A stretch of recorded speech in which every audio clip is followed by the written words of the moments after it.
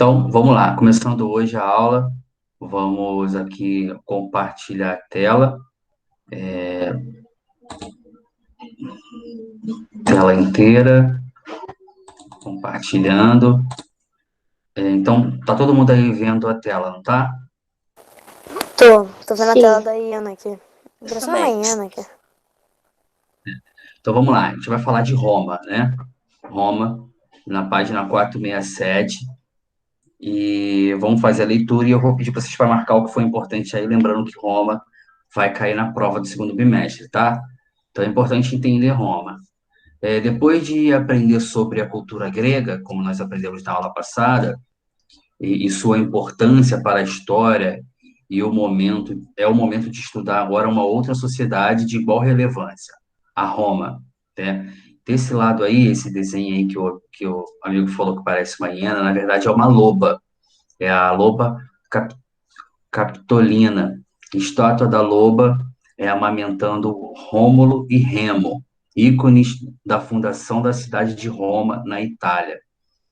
A origem da Roma está relacionada a um mito, a uma história, né, que conta a história de dois gêmeos, Rômulo e Remo, filho de Enéas, fundador de Alba Longa. Foram jogados ainda bebês no rio Tibre pelo tio-avô, que destronou seu irmão e queria eliminar as crianças por serem netas e descendentes legítimas do rei. Uma loba de, de Mon Capitolina teria resgatado alimentados, alimentando que fossem encontrados por um casal de camponeses. Criou durante toda a sua infância e o início da juventude. A recuperação do trono de Alba Longa é, é, é, e fundaram, eles resgataram, né, o trono e fundaram a margem direita do rio Tibre, o local que corresponde ao local onde foram resgatados pela loba, a cidade de Roma. Por isso que tem esse nome, né? Roma de Rômulo.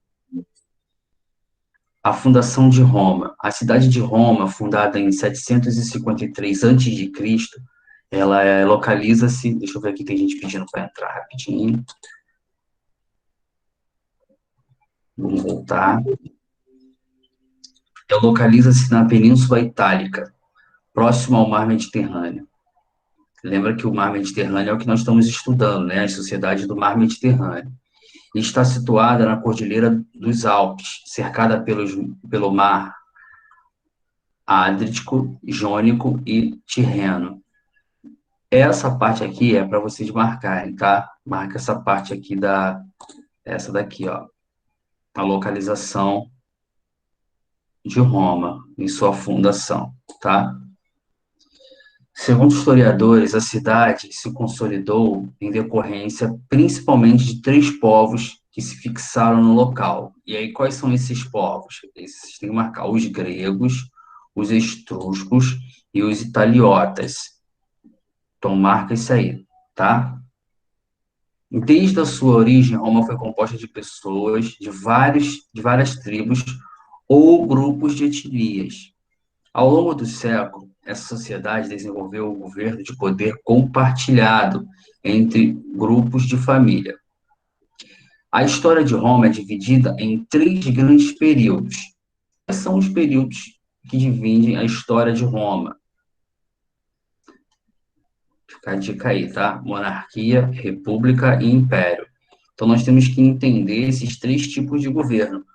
Ou por isso que estudar a cultura romana é importante, que nós vamos entender os tipos de governo que foram aplicados no decorrer da história. Exemplo, o Brasil. O Brasil já teve um sistema político monárquico, de uma monarquia. Hoje nós somos uma república e também já fomos o império. Então, o Brasil já teve todas essas três formas de governo, né?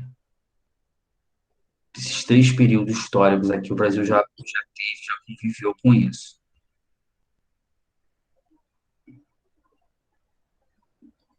Só apareceu e depois sumiu. Tá? Então, a gente tem aqui uma linha do tempo, a linha do tempo do período.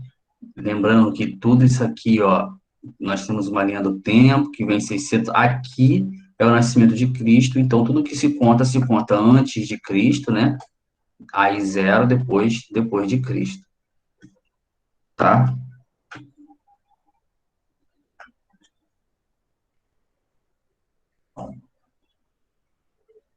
Então vamos lá. Vamos falar sobre a monarquia. Durante a monarquia, Roma foi governada por 7 reis etruscos e latinos. A cidade contava com 2 avenidas principais que cruzavam do norte ao sul e de leste a oeste. A partir desta, seguiam-se suas paralelas, que formavam um traçado irregular e ortogonal da cidade, como se fosse um tabuleiro de xadrez. No centro estavam os principais edifícios públicos que organizavam o espaço urbano: fórum, mercado, basílica, centro administrativo, um ou mais templos, termas, que é local de banho público, né? Eles tinham um local onde, como se fosse banheiro público, né? Eles tinham termas públicas, teatro. As aulas eram realizadas em cômodos do fórum por toda a cidade. Espalhavam-se lojas como padarias, bares, etc. Ao redor da periferia localizava-se o anfiteatro, usado para fins culturais e esportivos. As hortas e alguns depósitos de lixo ficavam também no interior, nas periferias. A cidade era cercada por uma muralha e a entrada restringia-se a grandes portas, muito delas ainda em uso no dia de hoje.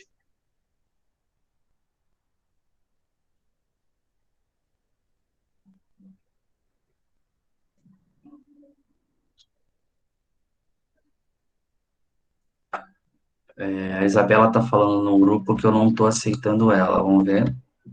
Aceitei o Davi, aceitei o 1.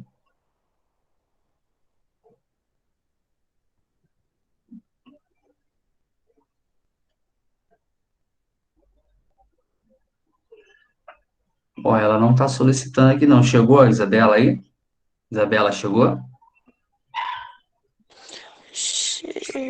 Chegou. A Isabela chegou.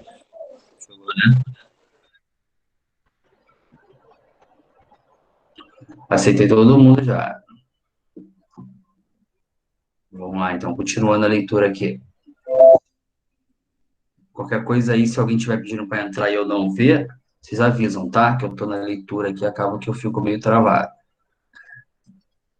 Então, a gente falou aí da monarquia, né? Monarquia romana, o rei exercia funções administrativas, militares, judiciais e religiosas.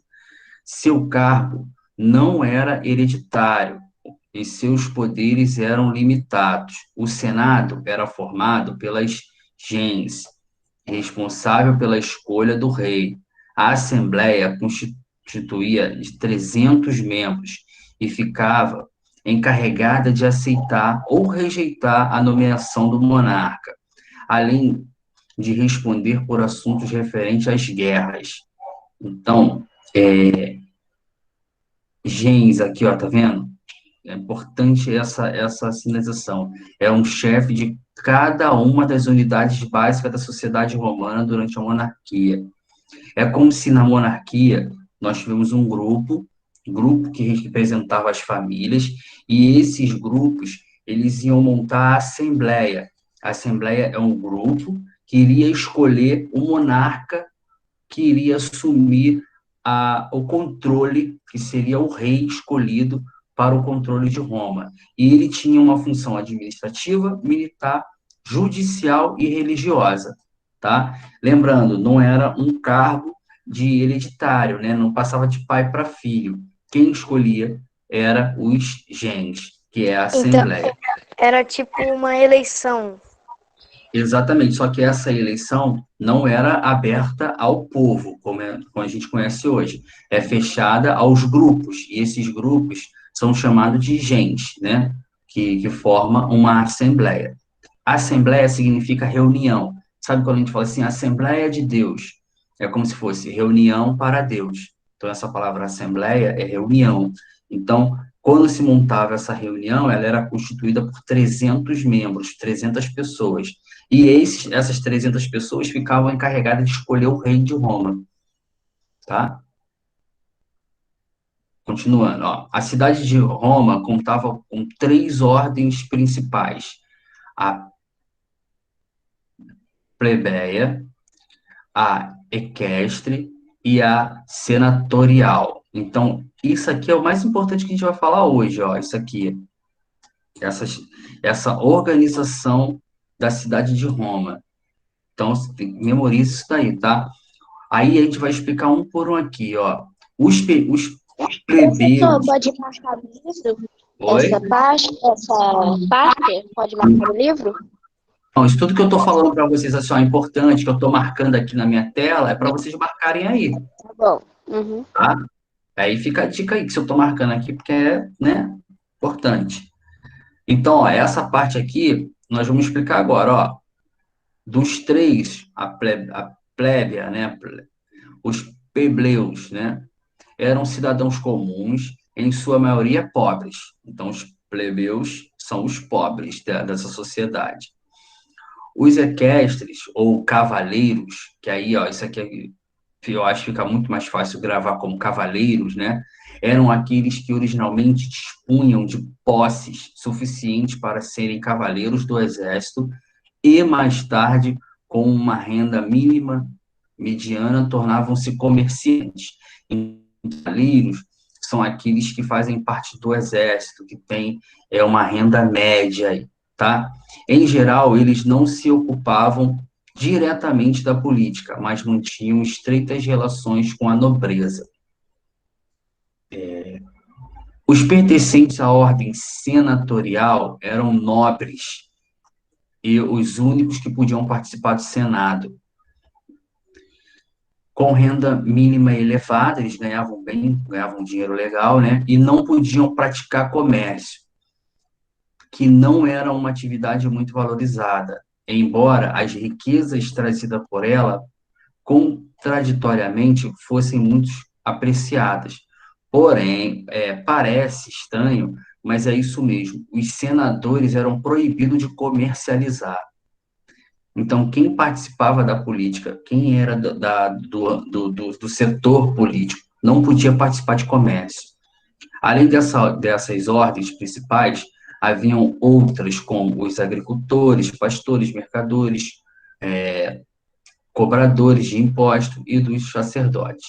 A maioria dos habitantes do mundo romano, dessa sociedade, eram formados de homens livres. Os romanos chamavam de família tudo o que estava sob o poder do pai, os animais, as coisas e as pessoas. Assim, o pai tinha mulher, filhos e escravos, animais, vacas, cachorros, etc. A casa e mobília. O patriarca tinha direito de vida e morte sobre os membros da sua família, ainda que, na prática, houvesse algumas limitações. Eram chamados de paterfamilias, pai de família, proprietário de todos os bens, e exerciam grandes poderes sobre sua mulher e seus filhos. Este, mesmo quando se casavam, continuava sob o domínio formal do pai. Então, a gente está vendo aqui que a figura do homem estava sobre todas as outras figuras, principalmente sobre a mulher, né? A mulher não tinha escolha e opção de nada aqui. Percebe que até para escolher o marido, com quem vai casar, mesmo depois de casada, o pai ainda tinha poder sobre essa personagem, né? Percebe que é uma estrutura machista, né? Porém baseada no patriarcalismo, onde o pai, o homem, a figura do homem, está sobre todas as outras opções e existência de vida dentro desse circuito, tá? Aqui, ó, nós temos uma pirâmide social, né? Então, nós temos aqui que os patrícios, que são os nobres, e os senadores. Os homens livres, que são os plebeus, os soldados. E lá embaixo, no piso, né? Na parte de baixo dessa estrutura, nós temos os escravos. Vale a pena memorizar isso daqui, no dia, eu vou pedir vocês para completar a pirâmide social, e aí vocês vão colocar o nome dessas pessoas, os nobres, os senadores, os plebeus, os soldados e os escravos, tá? Ah, eu troquei, professor, coloquei os plebeus aqui e os senadores aqui, errou tudo. Acaba que você quebra toda a coluna, que a gente chama social, tá?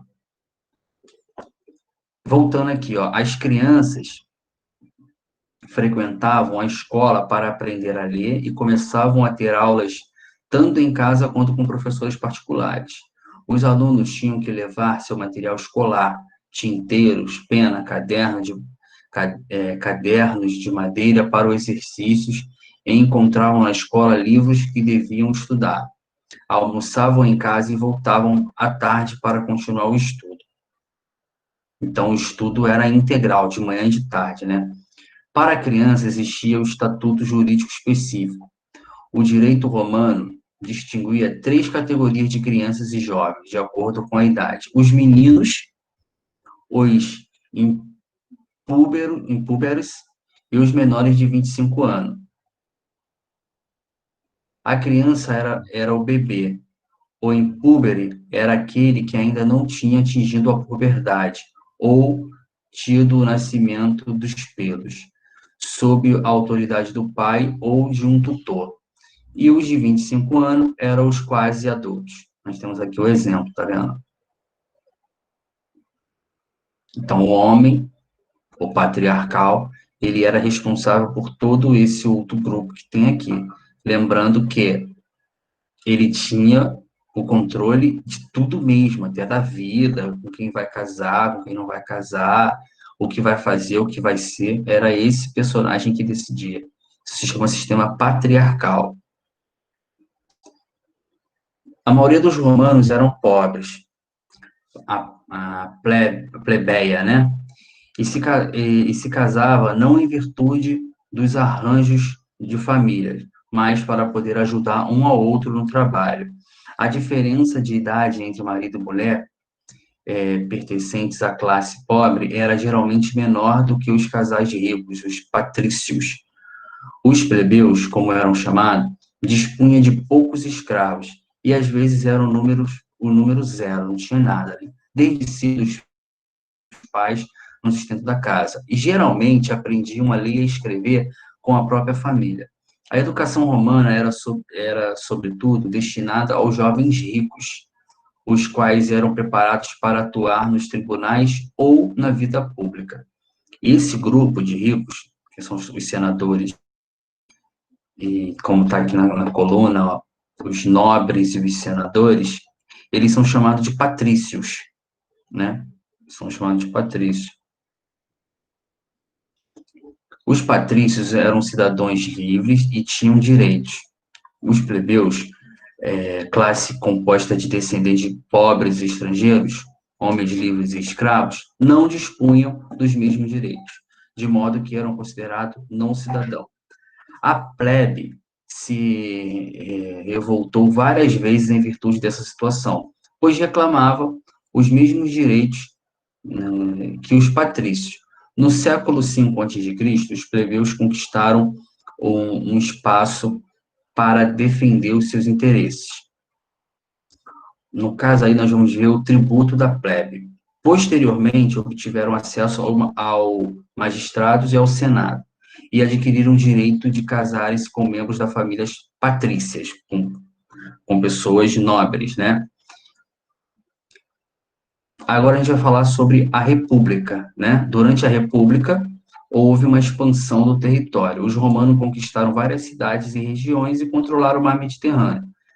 O contato com os outros povos deu-lhes experiência política e administrativa, bem como elementos de assimilação de outras culturas. Quando eles começaram a expandir, a crescer, eles começaram a ter contato com outras civilizações e outras formas de administrar os seus territórios.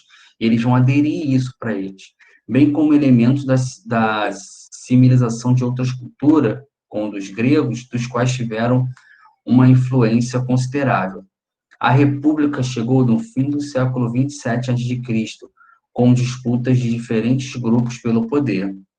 A organização da República Romana tinha no Senado o órgão supremo do governo local, onde se encontravam as leis e eram discutidos os problemas relacionados à política. Deixa eu ver, tem alguém pedindo para entrar.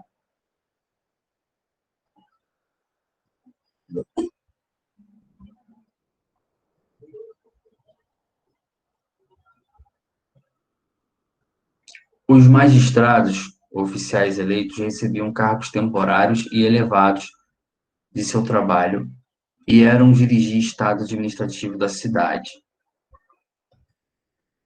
Aqui nós temos um exemplo do Senado, né? O Senado em formação. Já os plebeus podiam ser proprietários rurais, artesãos, comerciantes ou camponeses. A riqueza que possuíam ou a ocupação que exercia não importava. O que o definia como plebe era sua origem familiar, que os colocava em uma situação de devastagem perante aos patrícios.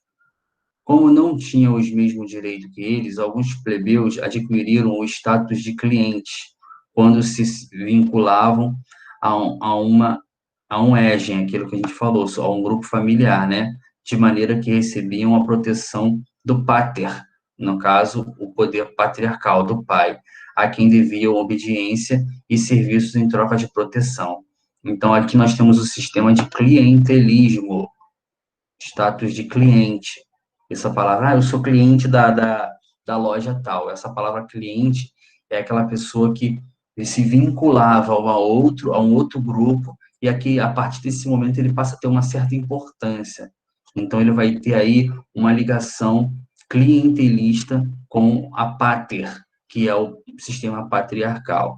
Então, marquem esse parágrafo aqui, tá?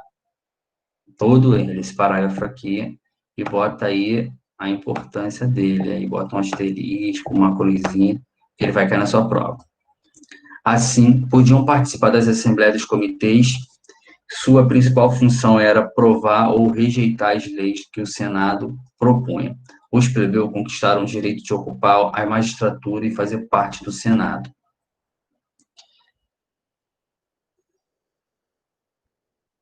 Crise da República. Então, o sistema que começou, nós vimos que foi a monarquia, e agora nós temos a República entrando em crise.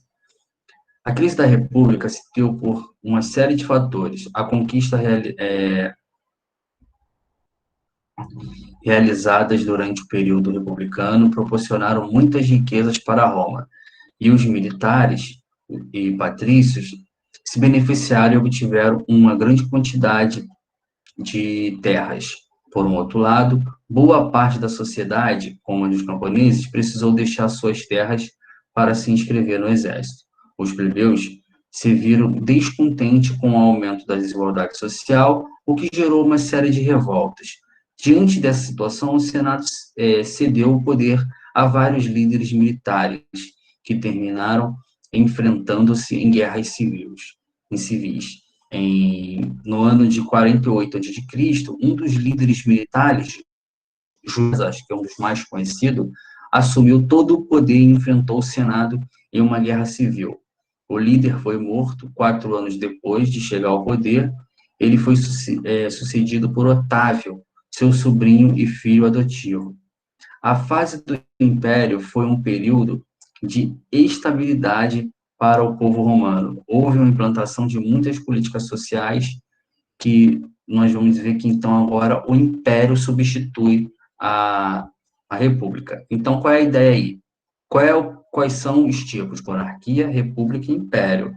Tem que memorizar isso aí que você vai colocar na sua prova, tá? Ó. O Império, então, vai ser um período de grande estabilidade dentro dessa forma de governo. Nós vamos ver que diversas ações vão levar a essa estabilidade de paz.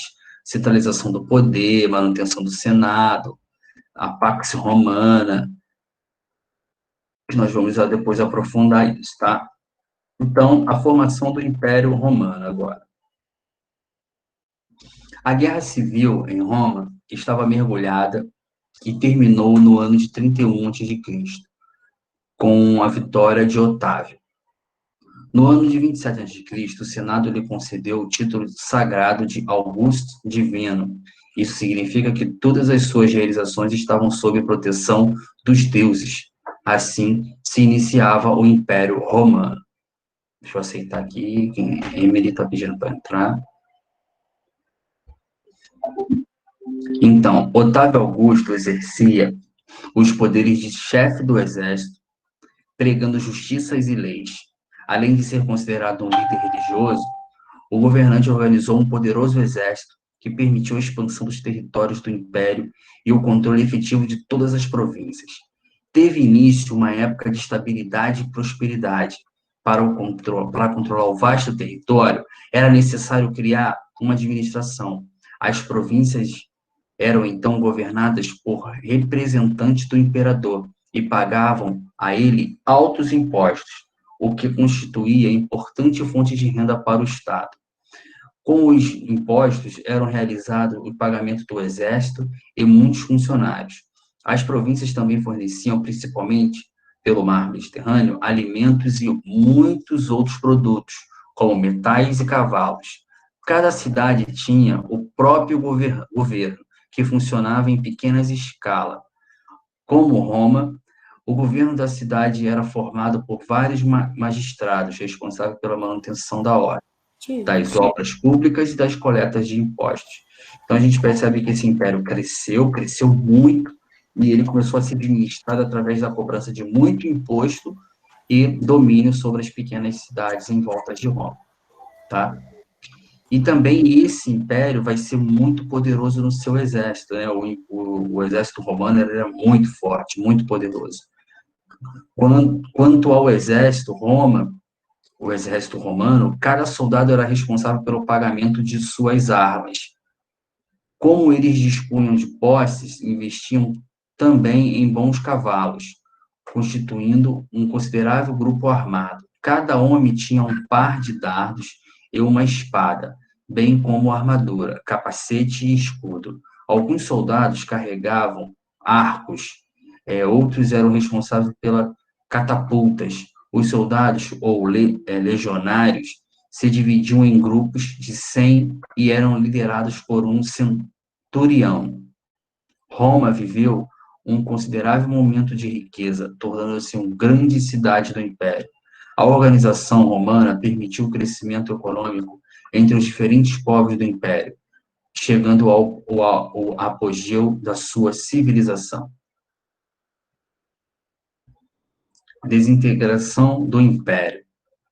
A partir do século III, o Império Romano enfrentou uma série de mudanças importantes, que acarretavam uma crise política, econômica, militar e social.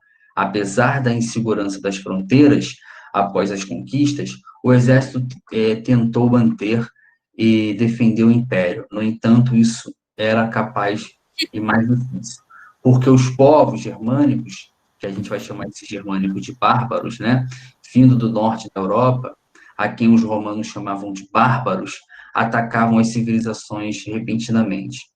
Além disso, as fronteiras do extremo leste do Império, na Ásia, não estavam calmas e sofriam ataques dos persas. Essas circunstâncias forçaram o Império a ceder o poder ao exército, enfraquecendo e, consequentemente, a figura do imperador. Nós vamos ver que quando o Império Romano cair, nós vamos ter uma mudança muito importante. Nós vamos sair da Idade Média e vamos entrar na Idade Moderna. Então, lá no 7º ano, vocês vão estudar sobre as expansões, né, sobre os descobrimentos das Américas. Tem um pouco a ver com consequência disso daqui. Então, fica ligado aí, tá? Os generais apoiados por suas tropas tinham grande influência na nomeação e deposição dos imperadores. A crise econômica, bem como a insegurança nas fronteiras e nos territórios do Império, provocou a diminuição da atividade comercial. As cidades perderam importância econômica, dando início a um processo de regularização. Além disso, a necessidade de manter o exército e as defesas gerado pelas guerras nas fronteiras causaram um aumento de impostos. Então, você tinha que manter o exército romano nas fronteiras, protegendo a entrada de outros povos.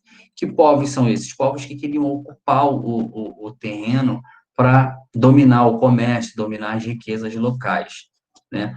No campo, pequenos proprietários abandonaram as propriedades, de modo que, por falta de mão de obra escrava, as grandes propriedades diminuíram sua produção. Então, as fazendas começaram a ser abandonadas, trazendo como consequência o empobrecimento da população, o que gerou numerosas revoltas sociais. Escravos e camponeses pobres começaram a atacar as grandes propriedades. Com toda essa dificuldade, o império se dividiu em dois: Império Romano do Ocidente e Império Romano do Oriente. O então o imperador Teodósio acreditava que era mais fácil defender o império se houvesse essa divisão. Então, o império era muito grande. Aí o imperador Teodósio vai dividir o império em dois, porque ele achando que se dividindo em dois ficava mais fácil controlar cada lado. E aí nós vamos ter o Império Romano Ocidental e o Império Romano Oriental.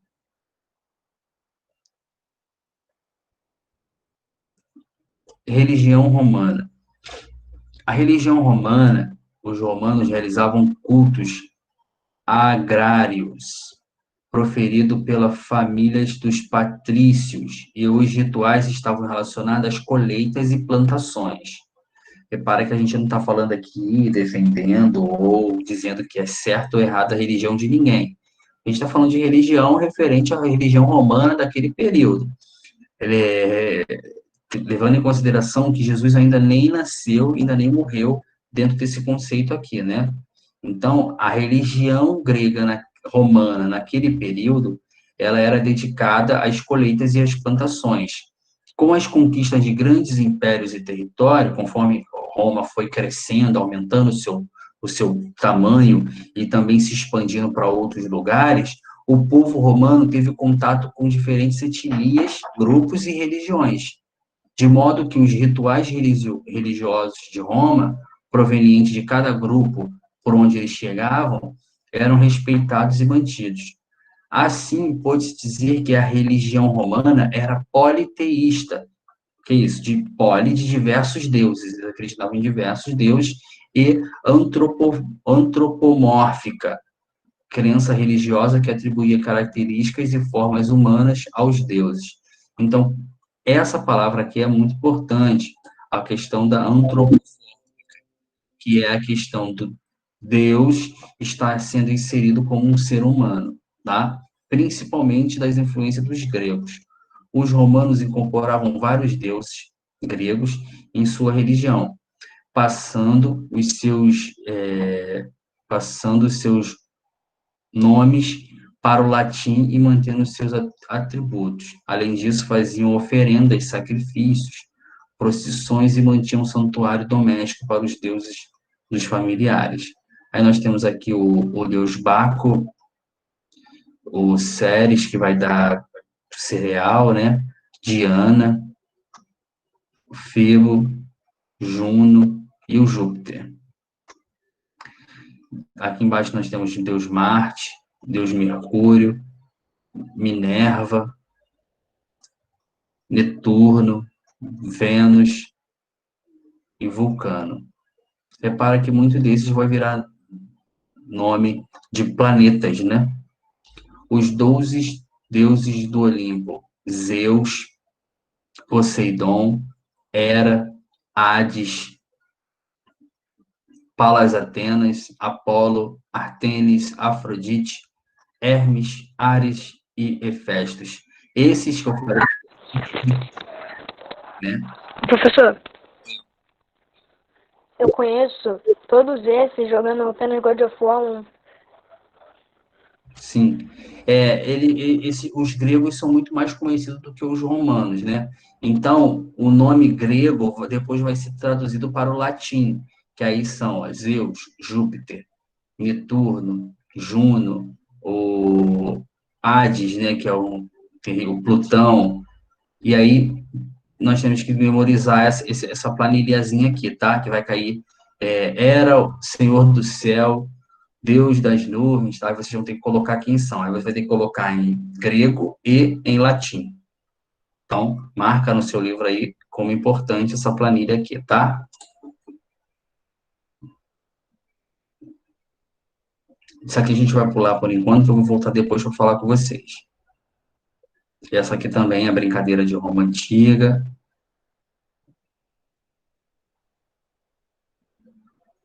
Cadê? Deixa eu ver. Aqui, brincadeira de Roma antiga. De maneira, as crianças e os adultos se divertiam em Roma antiga. Conheço algumas brincadeiras. Nós vamos ter a cânica, a tabas, os dados que foram inventados com ele. Toda criança, quando os adultos de Roma tinham o hábito de se divertir nos chamados banhos públicos, aos banhos públicos. É como se fosse uma piscina, né?